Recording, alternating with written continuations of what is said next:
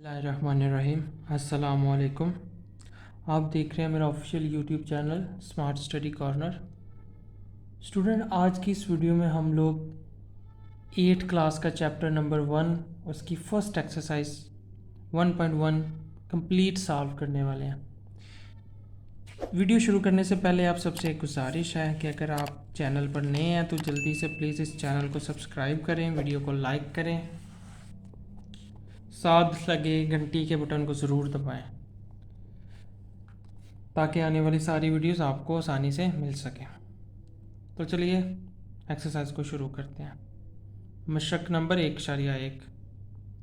पहला सवाल है, मंदरजा झैल सेटों के तमाम तहती सेट लिखें। पहला सवाल है, ये खाली सेट है। सबसे पहली बात यह है कि आपसे वो पूछ रहा है कि तहती सेट क्या होते हैं। ठीक है, इसके लिए आपको डेफिनेशन की तरफ जाना पड़ेगा। ये है डेफिनेशन तहती सेट की। पिछली वीडियो में हमने सीखा था कि सेट क्या होते हैं। आज वो पूछ रहा है तहती सेट के बारे में, तो पढ़ लेते हैं सबसे पहले तहती सेट क्या होते हैं। मंदरजा झैल मिसालों की मदद से इसकी वजाहत की गई है। नीचे मिसाल दी गई है। मिसाल नंबर 1, सेट एक सेट है 2 और 4, ये दो उसके अरकान हैं कि तमाम तहती सेट मालूम करें।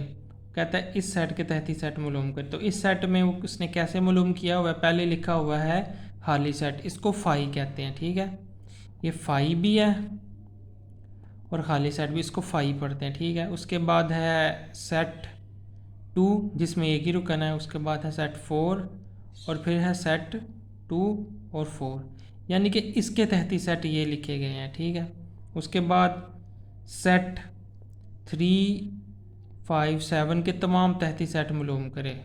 तो वो कैसे मालूम किया है, सबसे पहले हमेशा की तरह 5 लिखा गया है, उसके बाद 3 इसका सेट, फिर 5 उसका सेट, फिर 7, फिर 3 और 5, यानी पहले दोनों को इकट्ठे में लिख दिया। उसके बाद फिर पहले और इस तीसरे को लिख दिया। उसके बाद फिर पहले, उसके बाद ये दूसरे और तीसरे को लिख दिया। उसके बाद फिर इन तीनों को इकट्ठा लिख दिया। तो ये तरीक़ेकार है किसी भी सेट के तहती सेट को लिखने का। ठीक है, तो अगर ऐसा सेट जिसमें कोई रुकन ही ना हो तो उसका तहती सेट कैसे लिखेंगे, तो आइए उसको लिख लेते हैं। सवाल को मैं लिख रहा हूँ, यानी कि ऐसा सेट जिसमें कोई रुकन नहीं है उसको हम कहते हैं खाली सेट। ये नहीं, इसमें ज़ीरो नहीं डाल देना, वो गलत हो जाएगा। ठीक है, तो इसके तहती सेट होंगे वो इटसेल्फ ही होगा, यानी कि एक खाली सेट, यही इसका जवाब है। ठीक है, अगला सवाल क्या है हमारे पास। ऐसा एक सवाल है जिसमें सिर्फ एक ही रुकन है और वो एक है, इसके तहती सेट हमने लिखने हैं, यानी कि एक लिखा हुआ है। इसके तहती सेट कितने होंगे जी, सबसे पहले तो आ जाएगा खाली सेट। ठीक है, उसके बाद ये सेट खुद आ जाएगा। अच्छा, आप इसको इस तरह से भी लिख सकते हैं। आप ऐसे एक ज़ीरो बनाएं और एक बिल्कुल सीधी सी लाइन और ये 1, ये इसका आंसर है। ठीक है जी, ये सवाल नंबर 2 हल हो गया, ये 1 हल हो गया। ठीक है जी, 1 को सॉल्व कर दिया हमने। आप या ये जवाब लिखते हैं या ये जवाब लिखते हैं। कहने का मतलब ये है कि खाली सेट को इस तरह से भी लिखा जा सकता है। ठीक है जी, नेक्स्ट है हमारे पास तीसरा सवाल। ऐसा एक सेट है जिसमें 2 रुकन है, ए और बी। इसके तहती सेट हम कैसे फाइंड करेंगे जी, चलो कर लेते हैं, देख लेते हैं कैसे हम करेंगे जी। लिखा हुआ है ए, ये एक सेट है, इसके हमने मालूम करने हैं तहती सेट। तो सबसे पहले हम लिखेंगे 5। ठीक हो गया जी, 5 के बाद हम इस रुकन को सबसे पहले लिख लेते हैं, इधर ए लिख लेते हैं, फिर इस बी को लिख लेते हैं। यानी कि पहला तरीक़ेकार क्या होता है, आपने बारी बारी जितने भी हैं उनको बारी बारी अलग अलग करके लिख लेना है। जब ये चीज़ ख़त्म हो जाएंगी तो फिर दो दो को शुरू हो जाना है। तो इसमें हैं ही दो, तो हम दो लिख लेंगे। ये इसका जवाब है जी। इसको मैं आंसर लिख देता हूँ। तो ये क्वेश्चन नंबर 1 के तीनों पार्ट हमने इसमें सॉल्व कर दिए। अगला सवाल देख लेते हैं। मंदरजा झैल सेटों के तमाम वाजब तहती सेट लिखें। अब इन तीनों के हमने वाजब तहती सेट लिखने हैं। पहले मैं पूछा था तहती सेट, अब वाजब तहती सेट। वाजब तहती सेट का मैं बड़े आराम से आपको बड़ी आसानी से बता देता हूँ। आपने इसमें कोई नई चीज़ नहीं है, ठीक है। मैं आपको एक आसान सा कुलिया बता देता हूँ कि आपने दरअसल इनमें करना है कि ये सवाल बिल्कुल इसी तरह का है, लेकिन इसमें थोड़ी सी कमी है। ये जो एंड वाला आपको नज़र आ रहा है ना सेट, इसको आपने नहीं लिखना। इससे पहले वाले जितने भी सेट हैं उनको आपने लिख लेना, ठीक है। तो ये वाजब तहती सेट बन जाएंगे। यानी कि वाजब तहती सेट में ये होता है कि आपने उसको बिल्कुल एक जैसा नहीं करना। मैं एक सवाल आपको करके बता देता हूँ, आपको आसानी से समझ आ जाएगी। तो पहला सवाल लिख लेता हूँ मैं। ए, पहला सवाल है हमारे पास सेट ए। इसके हमने तमाम वाजब तहती सेट लिखने हैं, तो लिख लेते हैं।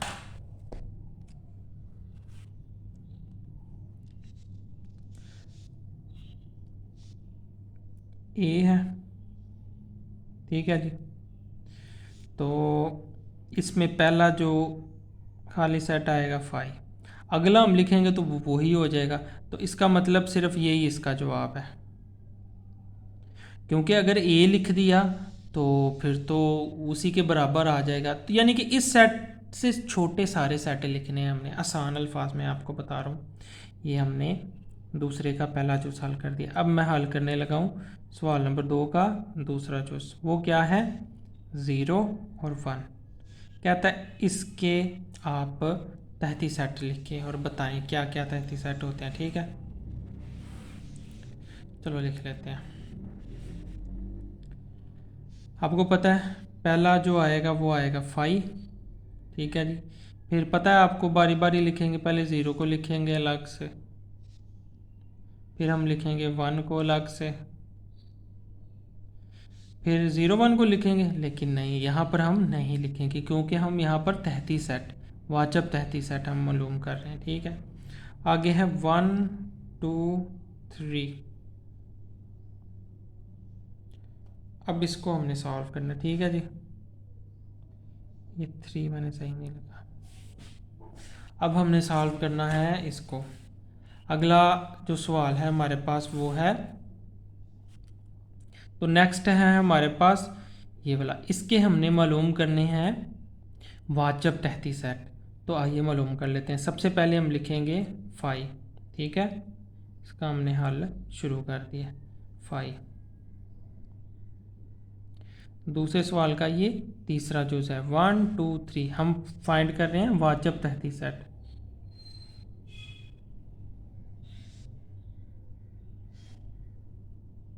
ये लें जी, हमने वाजब तहती सेट फाइंड करने हैं इसके। सबसे पहले 5 आ जाएगा, आपको पता है। उसके बाद हम 1 करेंगे, उसके बाद 2 को अलग से सॉल्व करेंगे, उसके बाद हम करेंगे 3 को, ठीक है जी।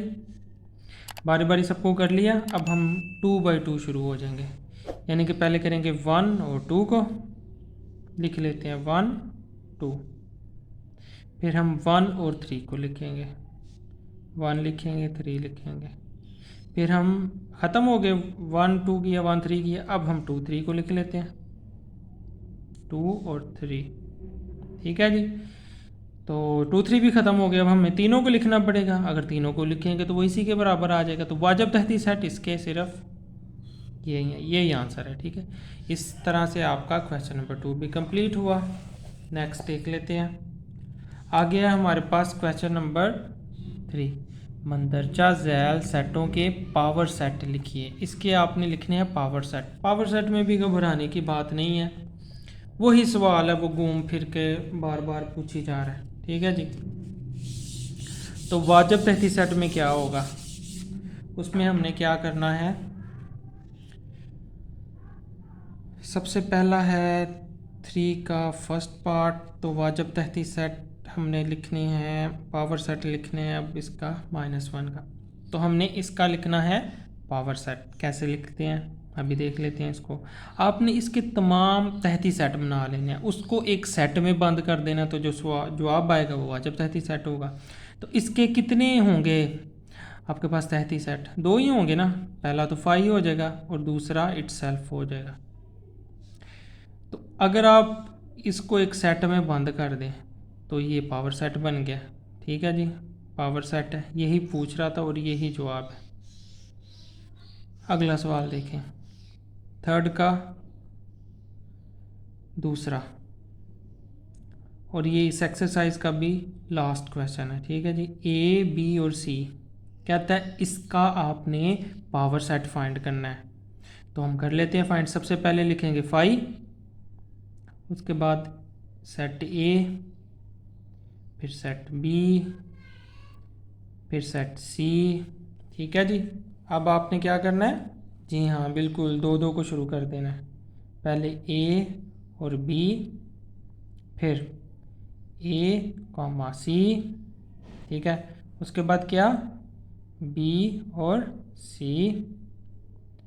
ख़त्म हो गया बी सी बी। अब तीनों को इकट्ठा लिख देना है, यानी कि उसी सेट को उठा के इधर लिख देना है, ए कामा बी और सी।